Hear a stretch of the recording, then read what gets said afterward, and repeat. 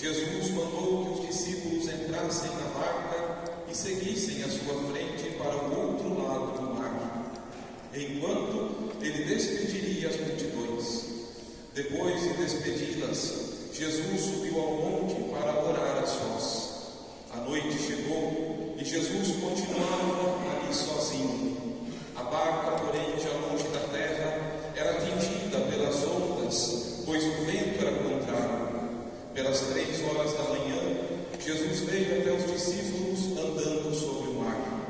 Quando os discípulos o avistaram andando sobre o mar, ficaram apavorados e disseram: "É um fantasma!" e gritaram de medo. Jesus, porém, logo lhes disse: "Coragem, sou eu, não tenhais medo." Então Pedro lhe disse: "Senhor, se és tu, manda-me ir ao teu encontro caminhando sobre a água." E Jesus respondeu: "Vem." Pedro desceu da barca e começou a andar sobre a água em direção a Jesus. Mas quando sentiu o vento, ficou com medo e, começando a afundar, gritou: "Senhor, salva-me." Jesus logo estendeu a mão, segurou Pedro e lhe disse: "Homem fraco na fé, por que duvidaste?" Assim que subiram no barco, o vento se acalmou. Os que estavam no barco prostraram-se diante dele, dizendo: "Verdadeiramente, tu és o Filho de Deus." Palavra da salvação. Pelo sinal da Santa Cruz, livrai-nos, Deus nosso Senhor, dos nossos inimigos. Em nome do Pai, do Filho e do Espírito Santo. Podemos nos sentar, meus queridos.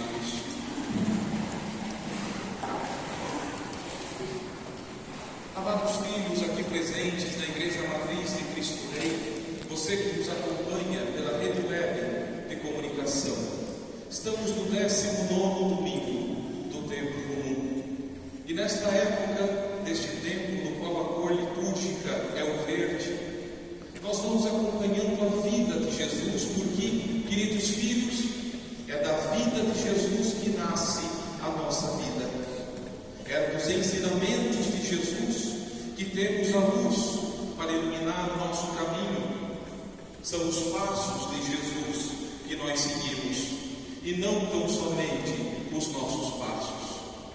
Amados filhos, nesta linda primeira leitura de hoje, nós vemos o profeta Elias, um dos grandes profetas do Antigo Testamento. Ele que profetizou o nascimento de nosso Senhor, o nascimento da Virgem Maria. Ele que profetizou que viria a vida iria nascer depois de tanto tempo em que a terra esteve no pecado. O profeta Elias foi até uma caverna, uma gruta, e nessa gruta ele sabia que Deus iria passar. Veio um grande vendaval, Deus não estava ali. Veio um terremoto, a terra tremeu, Deus não estava ali. Veio fogo, Deus não estava ali. Meus queridos, de repente, passou pelo seu rosto uma brisa suave e ele percebeu: Deus havia passado. Deus havia passado. Santo Agostinho tem uma frase que nos ajuda a perceber essa realidade e a trazer para a nossa vida: eu tenho medo do Deus que passa e não volta mais. E por isso, meus queridos, temos que aproveitar a oportunidade da graça de Deus na nossa vida, da passagem de Deus na nossa vida, que não vai ser no meio do barulho, que não vai ser no meio da gritaria, que não vai ser no meio do pulo. Deus vem no silêncio, Deus vem na oração, Deus vem na simplicidade. E ele passou pelo profeta Elias, e imediatamente um dos maiores profetas o que faz, ele cobre o rosto. Ele cobre o rosto porque Deus havia se manifestado. Ele cobre o rosto, queridos filhos, porque Deus é muito maior que nós. E temos que cuidar porque somos filhos de Adão. E como filhos que trazem a natureza de Adão e Eva, temos que enfrentar o inimigo que faz parte da nossa vida, chamado orgulho. Orgulho, amados filhos. Temos que cuidar com isso. A lei de Deus não foi mudada. A lei de Deus não foi alterada. Nós vivemos uma época em que as pessoas querem que a lei de Deus se adapte a elas. E isso é absurdo. Só se Deus vem à terra e muda a sua lei, ela poderá ser mudada. Nós não temos autoridade, nem a igreja, nem o padre, para mudar a lei de Deus. A lei de Deus é intocável, foi Ele que deu.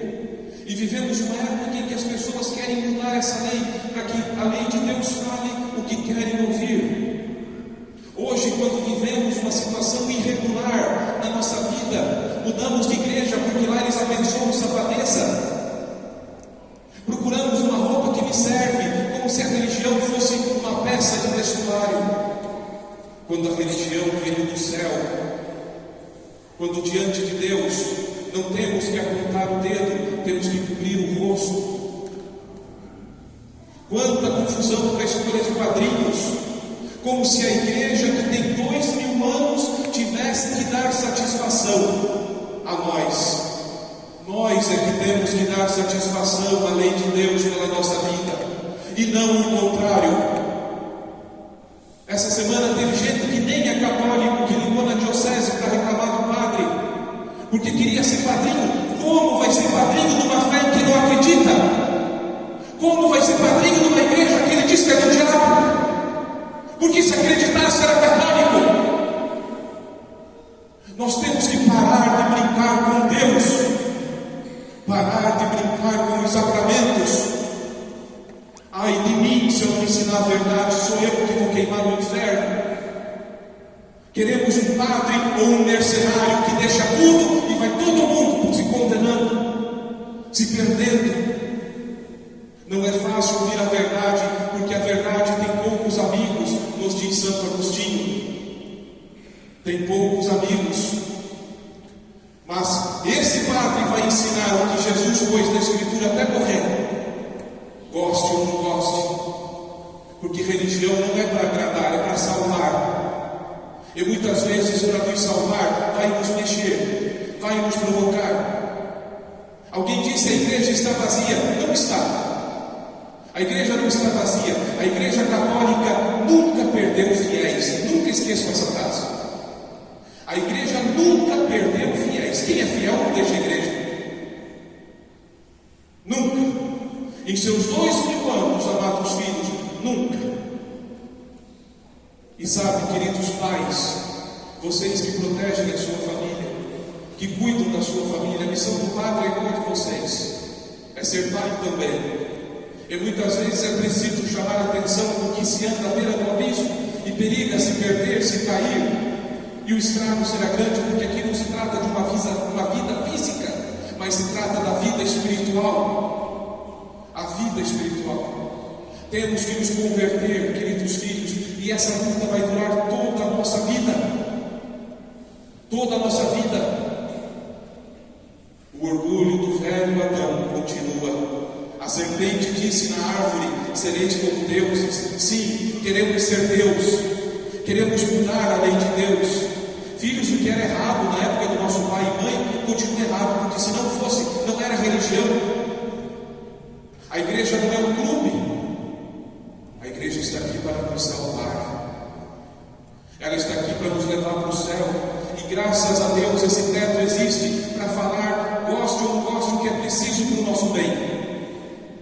E se a gente vive uma situação difícil, a gente procura ela, para que ela nos ajude a consertar. Não para dizer a igreja está errada, que bonito, ou melhor, que ridículo. É a nossa mãe que nos batizou e nos gerou para Cristo naquela pia batismal. Que orgulho diabólico que toma conta da nossa sociedade, queridos filhos. E não será assim na Santa Igreja do Senhor. Nós não nascemos há 10 anos, nós não nascemos há 60, nós não nascemos há 500. A nossa igreja tem 2000 anos nessa terra. E não é porque um ou outro é descontente que ela vai deixar de existir. Porque Jesus disse a São Pedro: as portas do inferno não prevalecerão sobre ela. Não prevalecerão sobre ela. E assim ela segue até o fim dos tempos, amados filhos. Nós vimos essa passagem do Evangelho hoje tão bonita, onde Jesus ficou rezando. A gente precisa rezar, porque se a gente não reza, a nossa alma começa a sofrer, a nossa cabeça começa a pensar um monte de minhocas.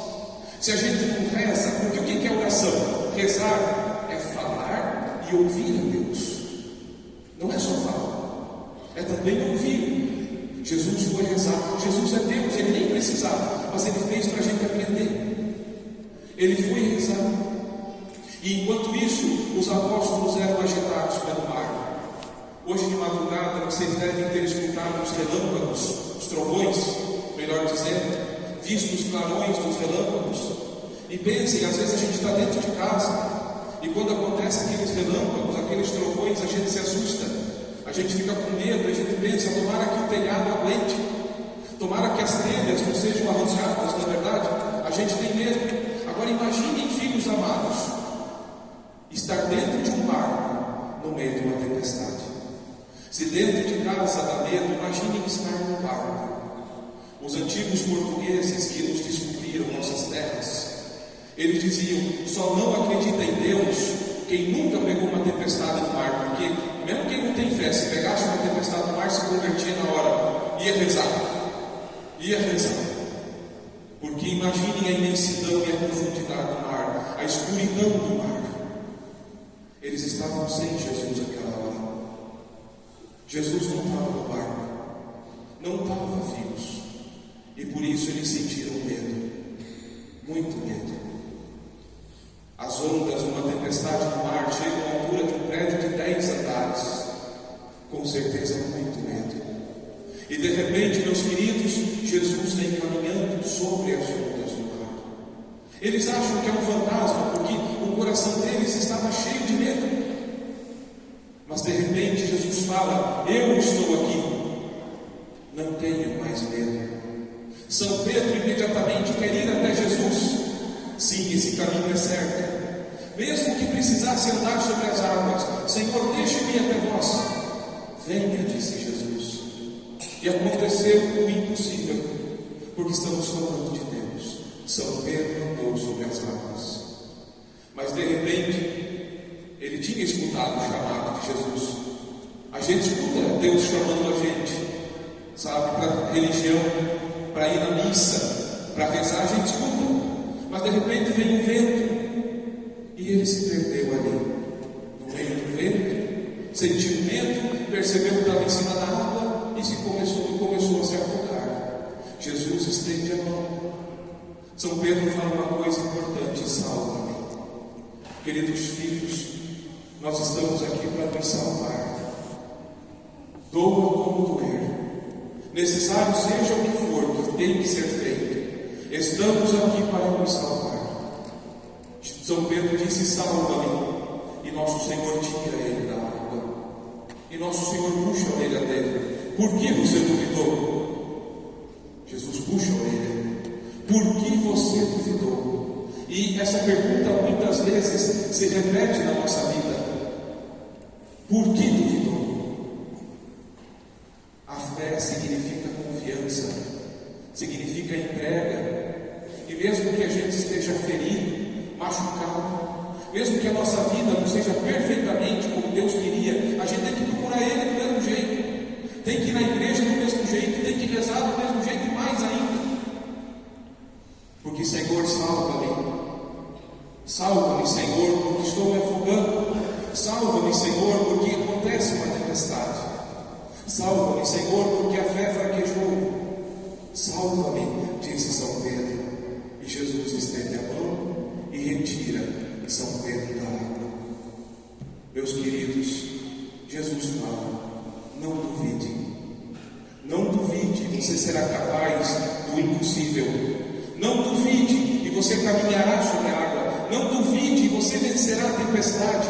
Não duvide. Qual que é o contrário então de duvidar? Que é o que Jesus quer? Creia. Tenha fé. Creia de verdade. Creia de verdade. Queridos pais, nesse domingo celebramos o Dia dos Pais. Esse nome sagrado, vejam que Deus quis que quando nós rezássemos, começássemos dizendo: Pai nosso. Ser pai é dar a vida. Deus nos deu a vida e os senhores também geraram a vida. Ser pai é proteger. Uma função importante do pai na família é dar segurança à sua família, proteger a sua casa. A presença do pai traz segurança para a esposa e para os seus filhos. Protetor, também provedor. Ajudar no sustento da família, para que não falte o que é necessário. Isso é ser pai. Ser pai é amar e sacrificar-se muitas vezes. Os filhos não sabem quantos sacrifícios faz o pai, porque o pai que está lá trabalhando, está enfrentando às vezes dificuldade no trabalho, Deus sabe quantas coisas. O pai sabe o peso da sua cruz. Mas eu queria, queridos pais, que os senhores não se esquecessem jamais de que Deus também é pai, e que para levar a cruz de vocês, para vencer as dificuldades, proteger sua família, rezem a Deus que é pai. Ele é pai e ele vai ajudar os senhores no cumprimento dessa linda missão. Ser pai é uma coisa tão bonita que Jesus, vindo a essa terra, quis ter um pai adotivo, porque pai também é quem ama, pai é quem protege, pai é quem educa, pai é quem acompanha. E por isso, queridos pais, vocês têm um grande intercessor do céu, São José, o glorioso São José. Jesus chamou um homem de pai, e todos os senhores que são pais, contem com o auxílio de São José. Protejam sua família, mas ensinem sempre o caminho certo. Um dia, queridos pais, quando chegarmos diante do Pai no céu, Ele vai nos perguntar: o que fizeste com a família que eu te dei? O que fizeste com a esposa que eu te dei? O que fizeste com os filhos que eu te dei? O que fizeste por lá? E que bom se o pai, ao olhar para os pais, enxergar ali a sua luz acesa, o seu rosto terno e afetuoso. Ser pai é fazer o que é preciso pela salvação da família. Meus queridos, ser pai não é só pensar nessa terra, porque isso aqui é miragem, isso aqui passa rápido. Ser pai é pensar na salvação da sua família. Se tem uma herança que um pai pode deixar, eu digo a vocês, eu acho muito bonito, porque às vezes eu escuto isso nos enterros. É quando eles chegam e dizem: meu pai era um homem de Deus, meu pai era um homem de muita fé. Como é bom ouvir isso, como é bom ouvir isso, porque isso mostra um pai que tinha o coração unido ao coração do verdadeiro e grande Pai Celestial. Queridos pais, parabéns pelo sim à vida que vocês deram, e levem essa missão sagrada. Não é só a missão do Padre que é sagrada, a missão de vocês também é. Até o fim, com fidelidade a Deus nosso Senhor. E hoje também, quem já não tem mais o seu pai aqui nessa terra, nós podemos fazer algo bonito por eles. Pedir hoje a São José e Nossa Senhora, ao nosso amado Jesus, para darem um abraço lá no nosso Pai que já está no céu. Um abraço grande neles, de saudade, de agradecimento. Eles conheceram um mundo diferente do nosso e lutaram, trabalharam, fizeram o que estava ao seu alcance muitas vezes, com poucos recursos. Mas se nós estamos aqui, é porque eles deram a vida por nós, antes de nós. Que nossos pais lá no céu hoje sejam abraçados.